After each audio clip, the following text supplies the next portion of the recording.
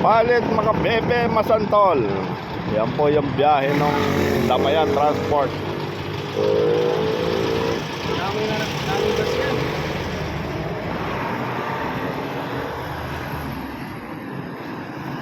Boss, ito saan papunta tong diretso na to?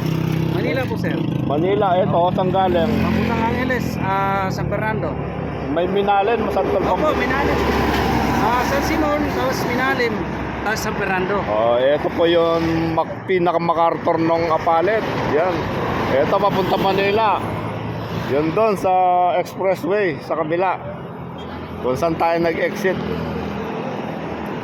Andi dito po tayo sa kusina ni Lola Lucing. Ayan. Naano yan pong lugar ini? Sampalok. Sampalok Apalit.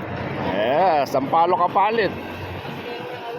Napasyal po si Magalang TV dito sa Sampalok Apalit.